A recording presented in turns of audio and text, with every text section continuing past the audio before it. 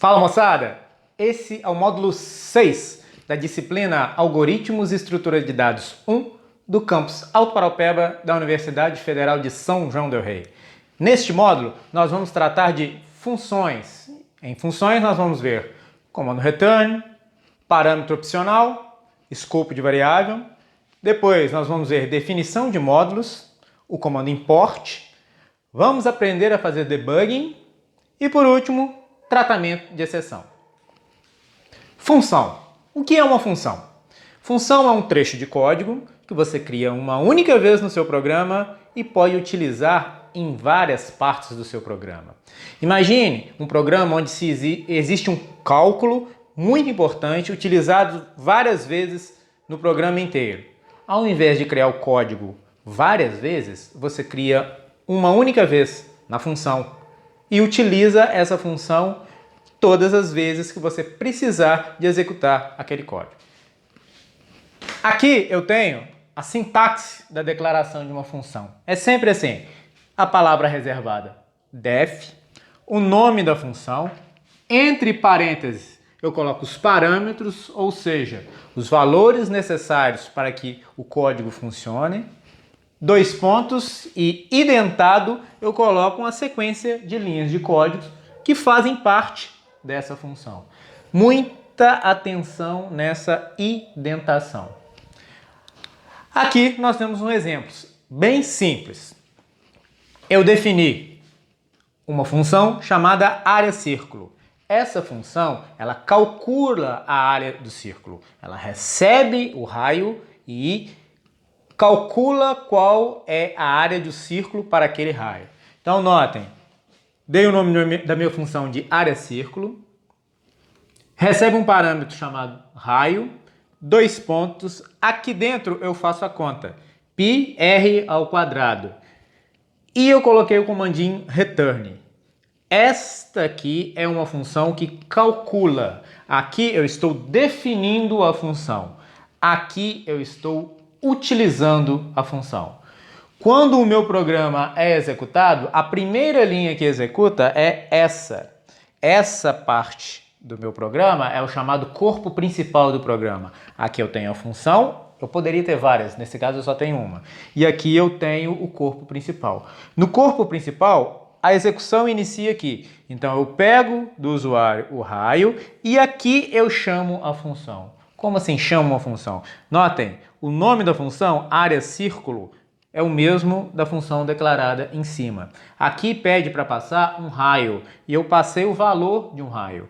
Quando a execução chega a esse ponto, o computador para, pega o valor do raio, melhor, o valor da variável r, passa para a variável raio, executa a função, ou seja, faz o cálculo e oferece como retorno o resultado dessa conta. Como assim retorno?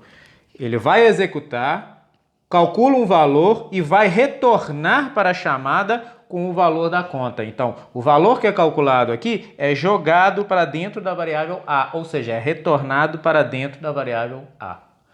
Aqui eu tenho simplesmente o comando print que imprime o conteúdo da variável a. Vamos executar isso no Visual Studio, porque vai ser muito importante que vocês vejam a sequência de execução linha por linha. Aqui nós temos o nosso programa. Vejam, o programa está dividido em duas partes, a função e aqui o programa principal. Entre os dois, eu coloquei um espaço, mas esse espaço não é obrigatório. Eu posso tirar que o programa vai funcionar do mesmo jeito. Vou mandar executar. A primeira linha a ser executada vai ser a primeira linha do programa principal. Então, vai pedir para o usuário o raio do círculo. Eu coloco o raio do círculo, um valor qualquer, dou Enter. Quando executo, ele vem, chama a função, passando o valor R, que o usuário passou do raio. A execução vem para a função, raio recebe o valor contido em R, o computador faz a conta, πr² e retorna o valor de πr². Ou seja, o valor dessa conta vai ser jogado aqui, para a variável a. Depois eu simplesmente imprimo o valor a na tela. Foi o que apareceu aqui. Aqui nós temos um segundo exemplo. Nesse exemplo, nós temos uma função que tem 2 parâmetros.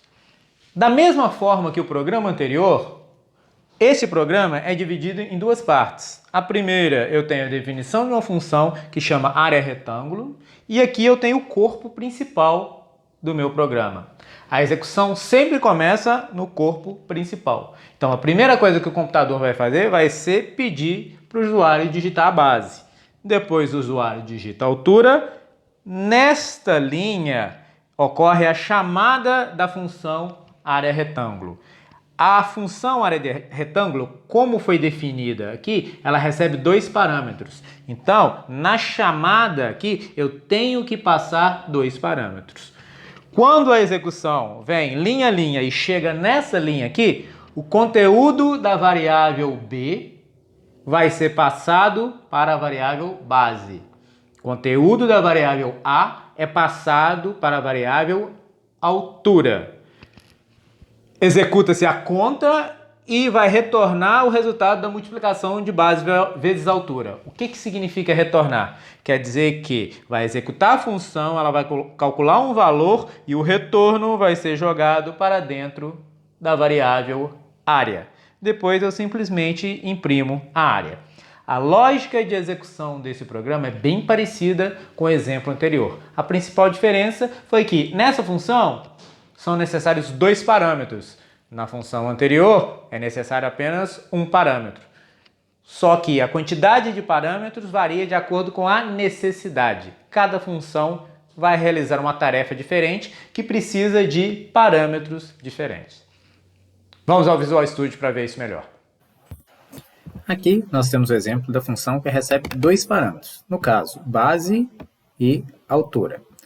O programa começa a executar na primeira linha do corpo principal do programa. Ele recebe a base do usuário, recebe a altura do usuário. Nessa terceira linha tem a chamada da função. Como na definição da função foi definido que a função precisa de 2 parâmetros, a chamada da função obrigatoriamente tem que ter 2 valores para ser enviados para a função para que ela possa fazer as contas. No caso, enviou b, o valor de b, que é copiado para dentro da variável base, e o valor de a, que é copiado para dentro da variável altura. Essas variáveis recebem os valores, a conta é executada e a função retorna o resultado da conta. O retorno vai ser o valor que é salvo dentro da variável área. Depois disso, é só imprimir o valor de área para aparecer na tela. Vamos executar. Pede a base, 5, a altura, 4, chama a função recebe o valor de retorno e exibe na tela. A área é 20. Agora, o comando return. O comando return tem basicamente 2 finalidades. A primeira, ele para a execução da função. A execução é finalizada naquele ponto e volta para onde foi chamado. Segundo, envia o resultado para a chamada. Na frente do comando return é colocado um valor, esse valor é enviado para a chamada e esse valor vai ser provavelmente armazenado em uma variável. Aqui nós temos um exemplo. Vejamos, o programa é formado, igual aos anteriores, de 2 partes. O primeiro, a definição de uma função, e aqui nós temos o corpo principal do programa. A execução começa aqui, no corpo principal. Essa função, ela recebe 3 parâmetros e ela retorna qual é o maior desses 3 parâmetros. Então vamos ver a execução. Inicia aqui, pede para o usuário digitar um número, é armazenado na variável A. Pede para o usuário digitar um segundo número, armazenado em B, e um terceiro número, armazenado em C. Vejam, eu chamei a função dentro do print. Eu já fiz o print e chamei a função maior, passando os valores A, B e C. O valor de A é copiado para a variável N1, valor de B para a variável N2, valor de C para a variável N3. Agora vocês vão entender o porquê do return. Quando começa a execução dessa função, notem, são 3 ifs. Se a condição for satisfeita, vamos supor, o maior valor é o primeiro informado, que está dentro de N1. Ou seja, N1 é maior ou igual a N2 e N1 é maior ou igual a N3. Quando essa condição é verdadeira, ele vai encontrar o return. Quando ele encontra o return N, o valor de N é passado para a função principal e vai exibir o valor de N1 aqui. Só que a execução da função para nesse ponto. Então, encontrou o return, para a execução aqui. Esses 2 ifs não vão ser executados mais e o valor de N vai ser passado para o print, que vai ser exibido na tela. Vamos ver a execução. Vamos executar o programa. Pede um número, 3, pede o segundo, 2, e o terceiro, 1.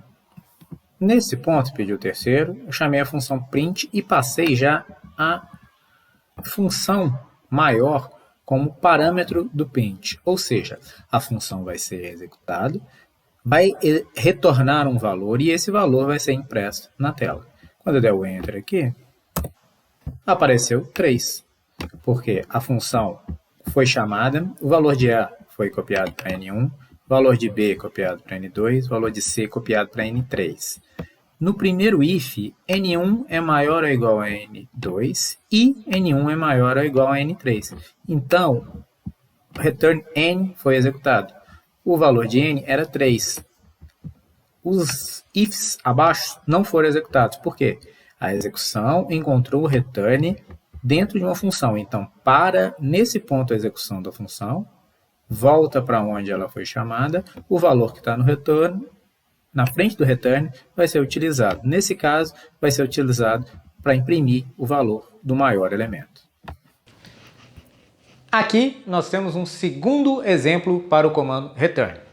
Vejamos, nosso programa é dividido em função primo e o programa principal. A função primo recebe como parâmetro um número e verifica se esse número é primo ou não.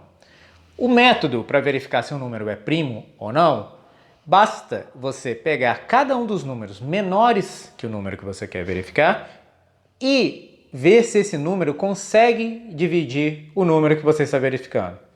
Ou seja, você vai variar uma variável de 2 até o número n-1. Para cada um desses valores, você verifica se ele consegue dividir o número n. Se você encontrar pelo menos um número que divide, você já pode afirmar n não é primo. Essa função faz isso. Recebe um número, o i varia de 2 até n-1. Para cada um dos valores de n, verifica se o valor de i consegue dividir n. Se conseguir, eu já falo que n não é primo. Então, a minha função primo já retorna o valor falso.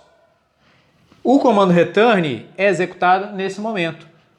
Quando encontra um divisor para n, já para a função nesse ponto, porque o return é executado e retorna o valor falso. Se a função é executada, nenhum número no intervalo de 2 até n-1 consegue dividir n, então essa linha não é executada. Vai terminar o for, vai retornar true. Por quê? Porque verificou de todos os números de 2 até n-1, nenhum conseguiu dividir n, quer dizer que n é um número primo. Na execução, recebe o número, chama a função, copia o valor de num para n, verifica se ele é primo, vai retornar true ou false, esse valor vai ser jogado para dentro da variável resp, verifica se o conteúdo da variável resp é true. Se for true, vai exibir na tela, num é primo. Se for false, num não é primo. Vamos executar no Visual Studio para ficar mais claro. Temos aqui o código. Executei. Ele pede um número. Vou informar o número 20. Dei Enter. 20 não é primo. A primeira linha a ser executada foi essa. Ele recebeu o número 20, chamou a função primo e o valor 20, que está dentro da variável num, é passado para n. E recebe o primeiro valor, que é 2. 20 é divisível por 2? Verdadeiro. Então já retorna falso. Ou seja, o false vai ser colocado dentro da variável resp. Se resp, ou seja, falso, então vai aparecer aqui, o número não é primo. Função sem retorno. Como o próprio nome já diz, é uma função que não retorna um valor. Ela pode ser criada de duas formas. Ou ela não possui o comando return dentro do seu corpo, ou o comando return não possui nenhum valor logo à frente. Normalmente uma função sem retorno é uma função que exibe alguma coisa na tela, mas ela não faz cálculos, ela simplesmente exibe alguma coisa que o usuário acha que é importante. Vamos a um exemplo. Aqui eu tenho uma função chamada teach, que ela recebe um valor e vai exibir esse valor na tela. Entretanto, ela vai exibir esse valor na tela entre duas linhas formadas por 30 hífens. Então, toda vez que chamar essa função, passando uma string como parâmetro, vai aparecer uma linha, a string que foi passada como parâmetro e a outra linha. No meu programa principal, eu inicio já chamando a função teach com título inicial. Então, vai aparecer título inicial e duas linhas. Eu exibo duas frases na tela, no final eu chamo de novo a função teach. Vai aparecer entre duas linhas, título final. Notem que essa função não possui o comando return, porque ela não tem um retorno. Exibir na tela é diferente de retorno. Retorno é aquele valor que vai na frente do comando return e que é recebido por uma variável no programa principal. Aqui eu só estou exibindo na tela, ou seja, não tem retorno. Vamos ver a execução. Fica mais fácil lá no Visual Studio. Aqui é o nosso código. Executei. Vejam, a primeira linha chama a função teach, passando como argumento título inicial. Veja que é impresso título inicial, mas antes são impressos 30 hífens e embaixo são impressos 30 hífens. Porque a função teach faz isso. Imprime 30 hífens, o valor que é passado como parâmetro, depois mais 30 hífens. Imprime duas frases, as duas frases aqui. Depois imprime um título de novo, chamando a função teach. Título final, aparece título final entre duas linhas, ou seja, entre 30 ifs. Parâmetro opcional. Eu vou direto ao exemplo. Vejam, um programa muito simples, com o corpo principal formado por duas linhas e a definição de uma função. A função chama somar. Essa definição possui três parâmetros, sendo que o terceiro é opcional. Como assim opcional? Para executar essa função, para chamar essa função, seu programa pode chamar passando dois parâmetros ou três parâmetros, porque o terceiro é o opcional.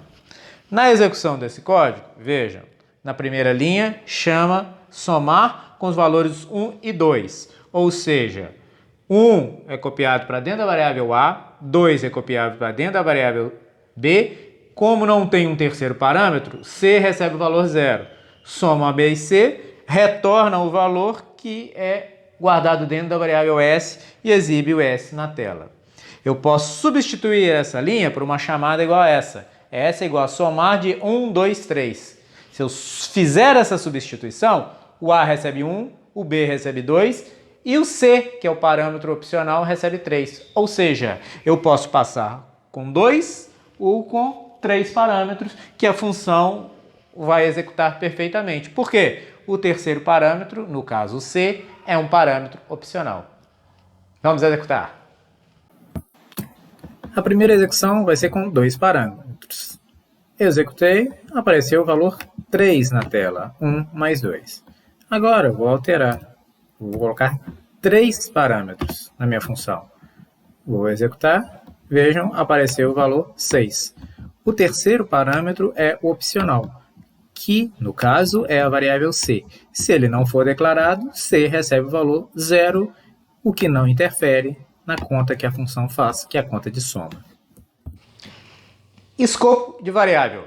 Escopo de variável é o espaço do programa onde a variável é válida, ou seja, onde ela pode ser utilizada. Nós temos algumas definições aqui.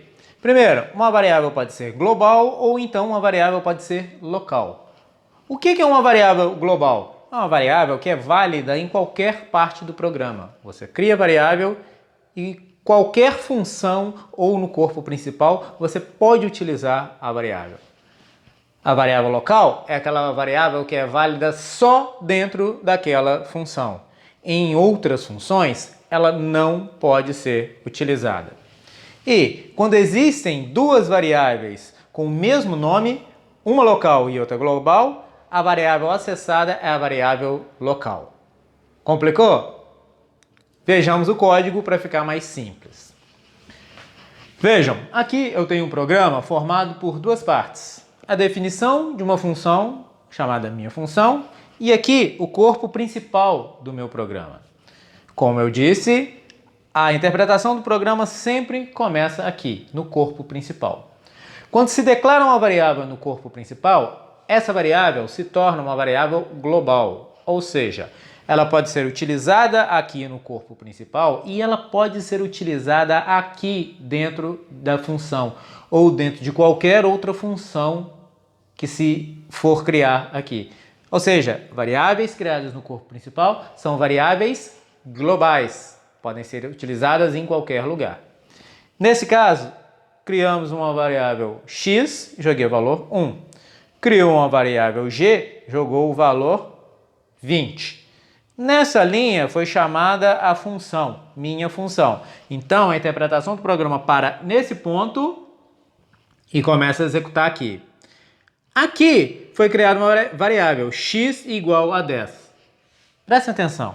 Aqui eu declarei uma variável x é igual a 1 e aqui eu estou declarando outra variável x com valor 10.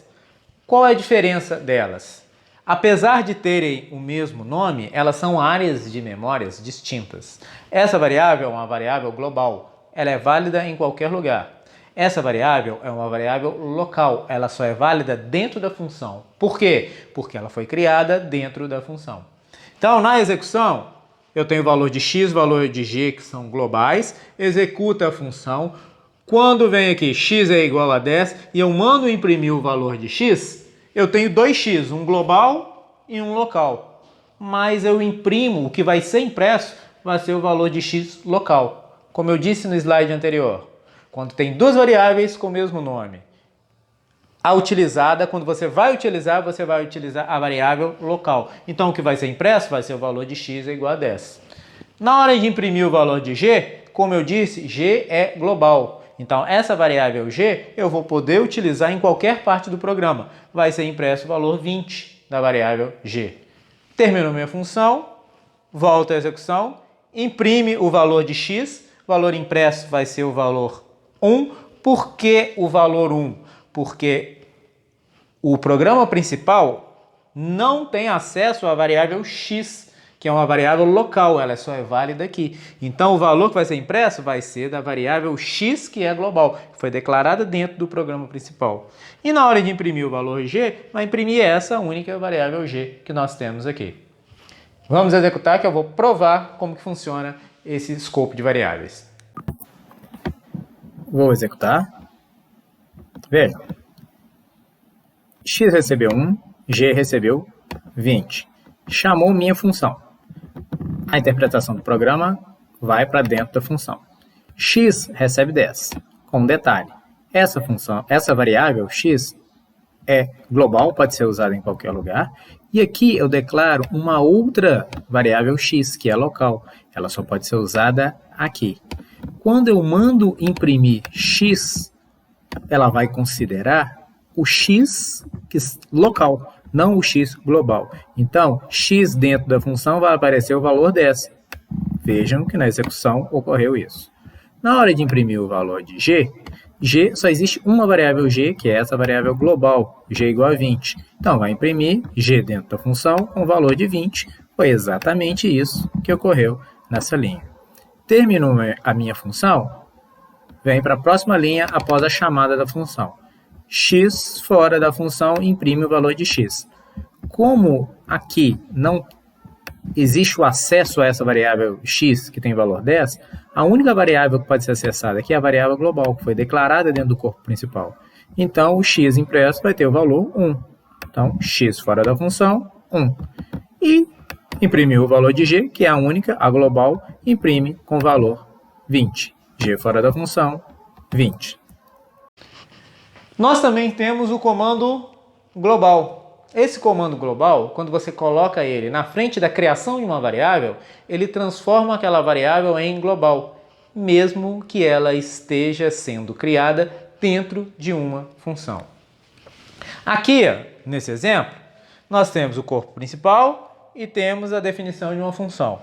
No corpo principal, eu declarei a variável x, mandei imprimir o valor de x na tela, vai aparecer o número 1, e chamei a minha função, que é essa função que eu declarei aqui.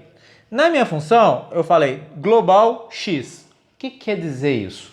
Quer dizer que a variável x que eu vou utilizar aqui vai ser essa x que eu declarei no corpo principal, ou seja, a variável global. Quando eu jogo o valor 10 para essa variável, vai alterar essa que está no corpo principal também, por causa dessa palavrinha global. Então, vai imprimir o valor de 1, executa a função, a variável x vai ser a global, ela vai receber o valor de 10, vai executar, vai imprimir na tela o valor 10, termina a minha função. Quando eu voltar para executar, o valor de x é alterado, porque aqui essa variável passou a ser essa daqui. Então vai ser uma única variável global x. Se ela for alterada dentro da função, ela é alterada aqui para o programa principal. Então, o valor de x que vai ser impresso aqui vai ser o valor alterado, vai ser o valor 10. Vamos olhar isso lá no Visual Studio. Vou colocar para executar. Vamos analisar agora. Declarou x igual a 1 e mandou imprimir o valor de x. Então, está escrito x antes da chamada da função, o valor de x é 1. Chamou minha função. A execução entra aqui. A variável x a ser utilizada vai ser a variável x global, ou seja, essa variável que inicialmente tem valor 1. Aqui ela passa para o valor 10. Na hora de imprimir x dentro da função, vai imprimir o valor 10. Vejam que imprimiu o valor 10. Só que, quando alterou x igual a 10, alterou o valor da variável x global. Terminou essa função, volta para a próxima linha após a função e vai exibir na tela x após a chamada da função e exibe o x. O valor exibido é o valor 10.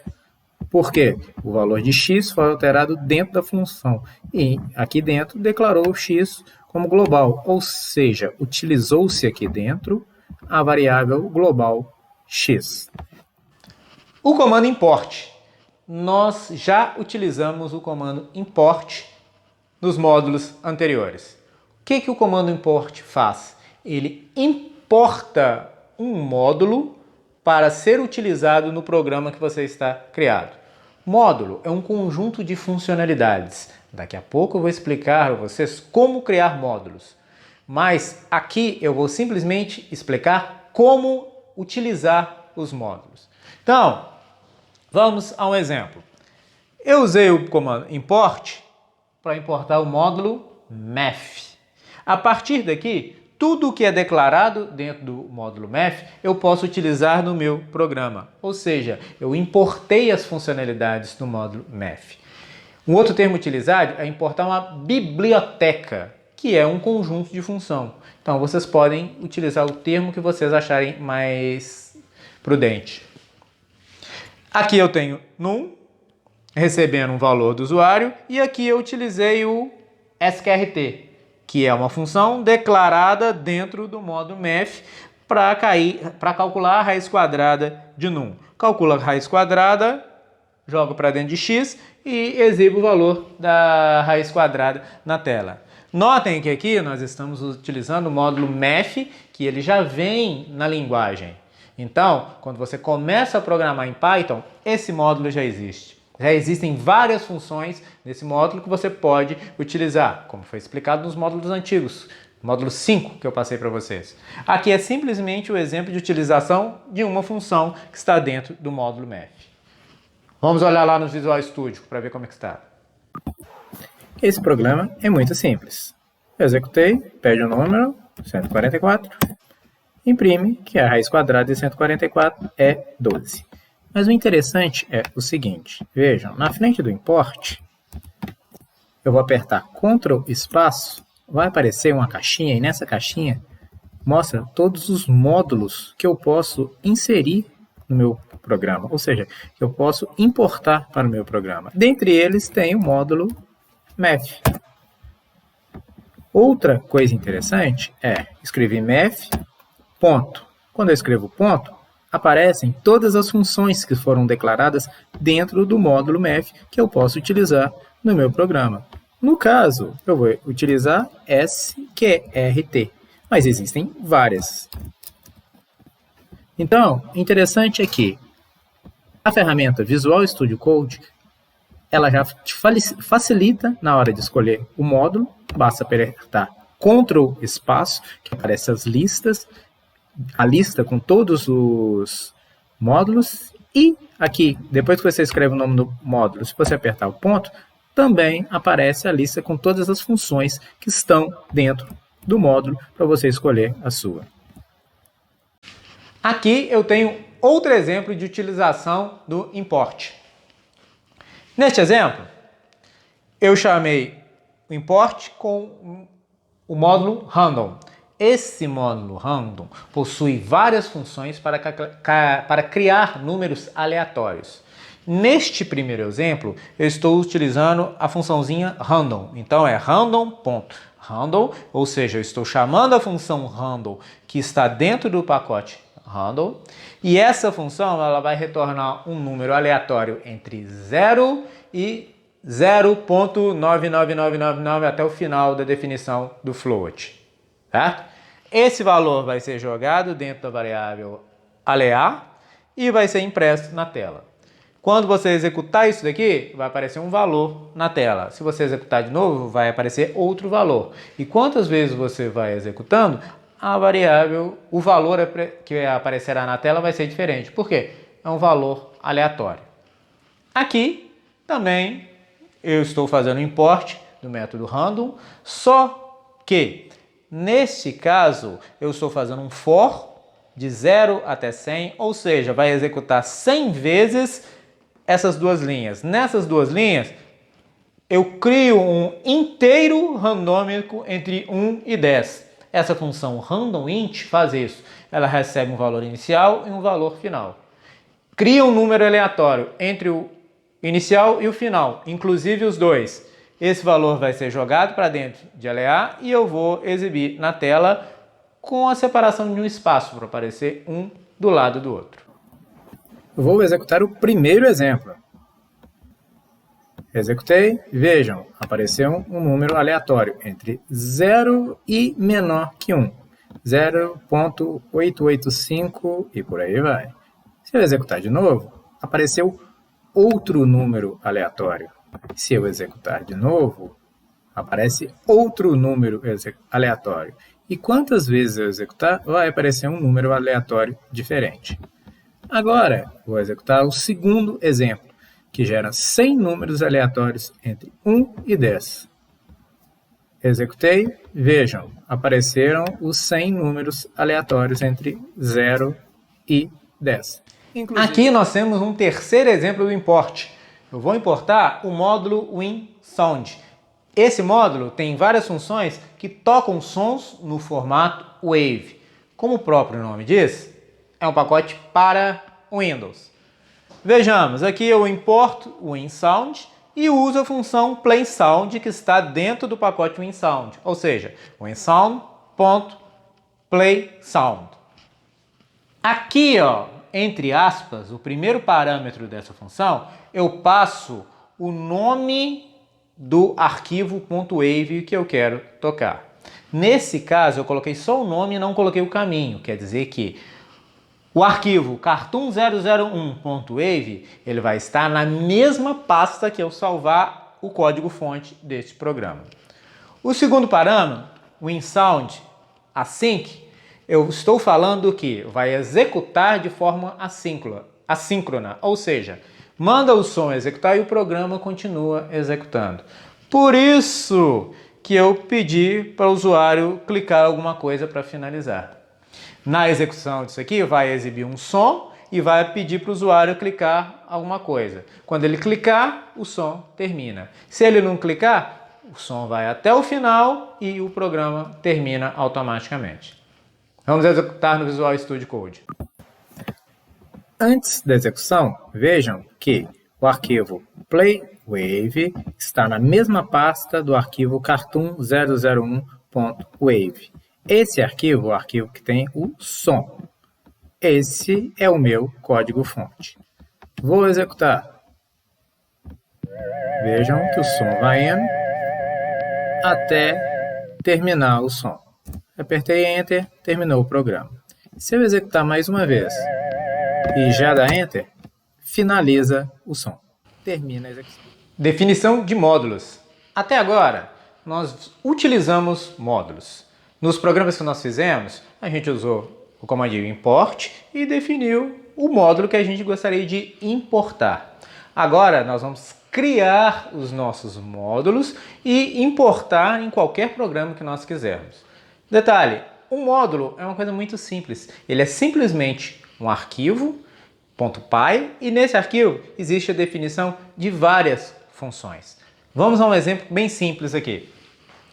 Nós temos dois arquivos. Um arquivo chamado úteis.py, ele tem a definição de uma função chamada fatorial, que recebe um número e retorna o fatorial desse número.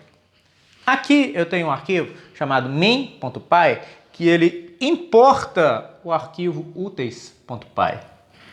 Depois que ele importou esse úteis.py, aqui eu utilizei o úteis.py, o úteis.fatorial, que é a função que eu declarei no outro arquivo, para calcular o fatorial. Ou seja, esse arquivo é um módulo muito simples, composto apenas por uma única função, mas que eu posso utilizar esse arquivo em qualquer programa que eu quiser. Basta importá-lo no programa que vai utilizar as funções que foram declaradas lá. Vamos ver isso funcionando para ficar mais claro. Criei um arquivo chamado úteis.py. Nesse arquivo eu defini a função fatorial. Eu poderia ter várias funções aqui, mas como é um exemplo, eu vou colocar só uma função para ficar bem simples. Na mesma pasta onde eu criei o úteis.py, eu vou criar um novo arquivo chamado main.py. O arquivo main, na primeira linha dele eu coloco import úteis. Por quê? Aqui eu já estou importando o pacote úteis, que eu defini no outro arquivo. Vou utilizar agora a função fatorial que foi declarada lá dentro de úteis. Criei num, coloquei o valor 5. Vou colocar a variável r, que recebe úteis.fatorial. Veja que o Visual Studio já mostra a função fatorial aqui. Aí basta eu clicar nela e utilizar a função. Agora eu vou imprimir o valor de R. Print R. Vamos executar. Antes, limpar a tela. Agora eu vou executar. Apareceu o valor 120. Por quê? O fatorial de 5 é 120. Agora vai ficar interessante. Debugging. Por quê? O que é? Para que serve? Debugging é ver a interpretação do seu programa linha por linha. Isso é muito interessante e muito útil para procurar erros no seu programa. Para fazer o debug, existe uma série de passos. Aqui no material eu explico cada um dos passos, mas vai ficar mais simples se nós formos para o Visual Studio e fazer o debug lá. Vamos fazer o debugging desse código.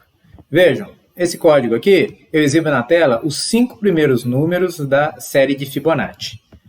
Primeira coisa para fazer o debugging é escolher um breakpoint. O que quer dizer?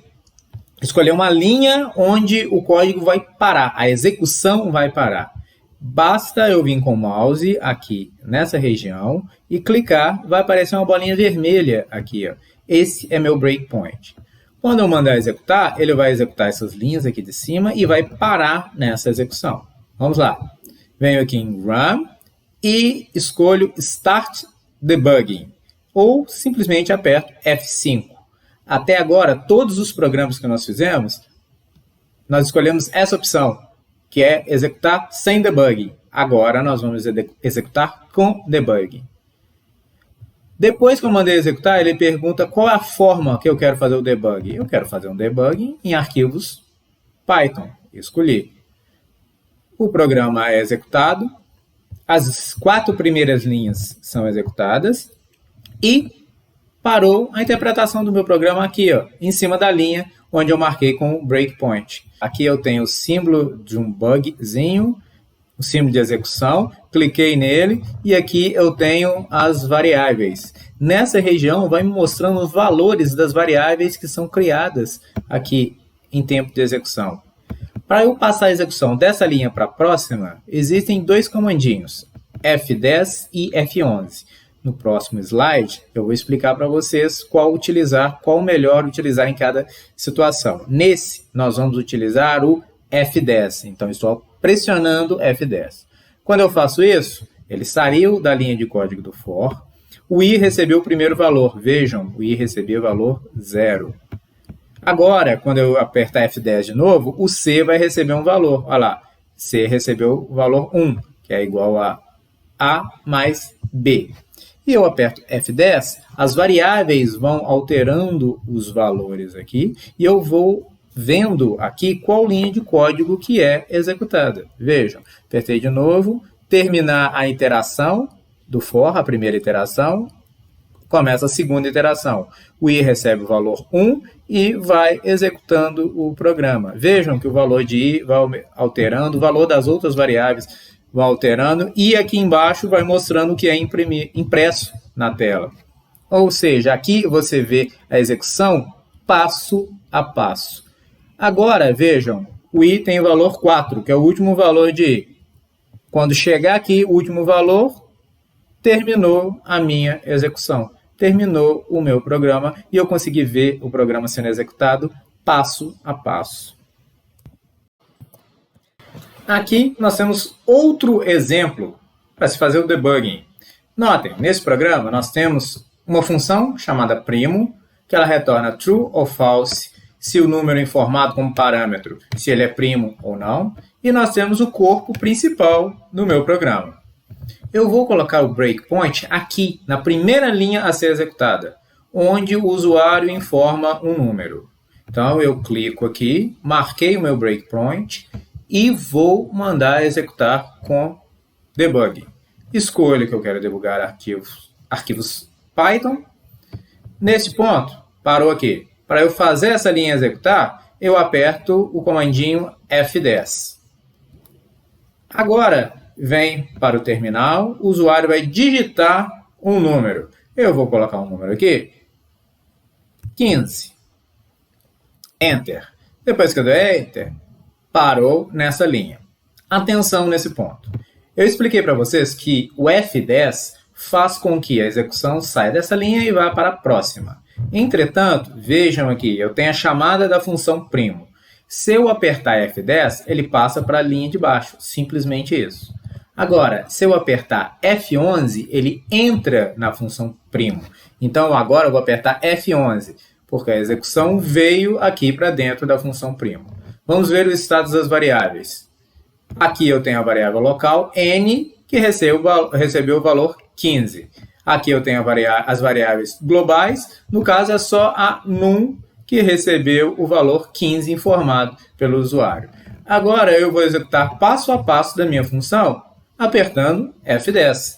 Então, eu aperto F10, valor de n é igual a 15, de i igual a 2. Verifico se 15 é divisível por 2. Como não é, ele volta lá. O i passa a ser 3. 15 é divisível por 3? Sim. Então, vai retornar. A função encontrou o return na execução. Então, o valor false vai ser jogado para dentro de RESP, onde ocorreu a chamada. Aí eu clico F11, caí nessa linha. Terminou a minha função e eu vou terminar de executar essa linha. Quando eu apertar, no caso agora, F10, RESP recebeu o retorno na minha função, false. Vejam, RESP recebeu false. Continuando executando com F10, Como é false, vai cair aqui, num não é primo, vai exibir na tela, 15 não é primo e termina o meu debug. Agora vamos ver tratamento de exceção. Primeiro, exceção. O que é exceção? Exceção é um erro que ocorre em tempo de execução. Vamos a exemplos.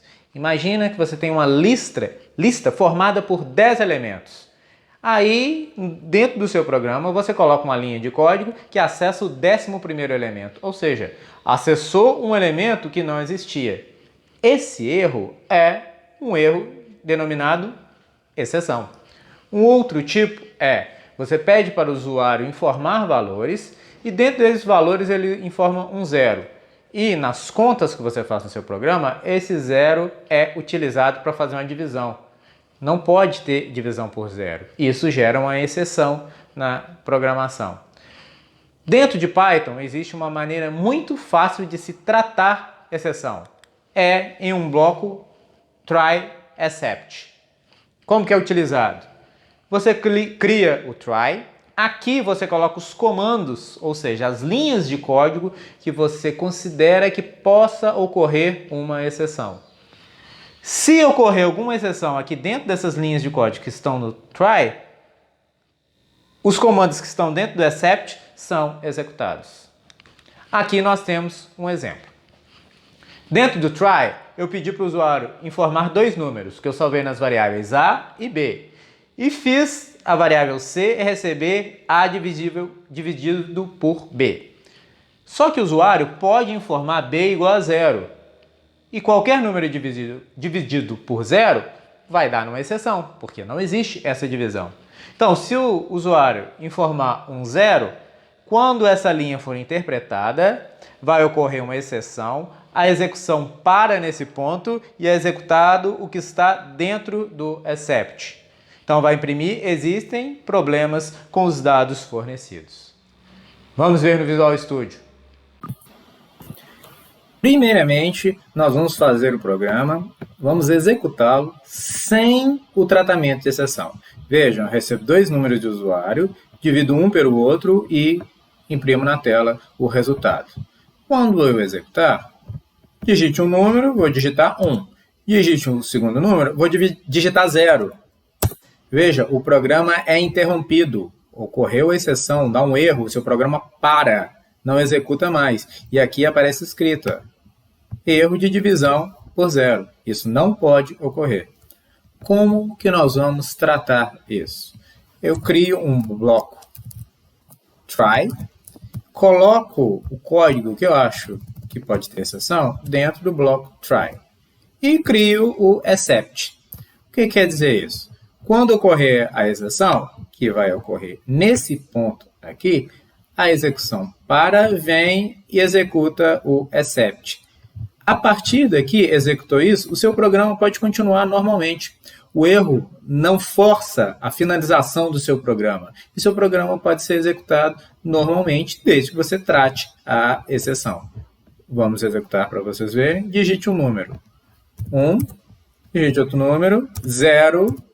O programa continua executando normalmente. Então, como exibiu aqui, existem problemas com os dados fornecidos, mas a execução não é finalizada quando ocorre a exceção. Além do try except, o tratamento de exceção ainda possui duas palavrinhas reservadas, else e finally.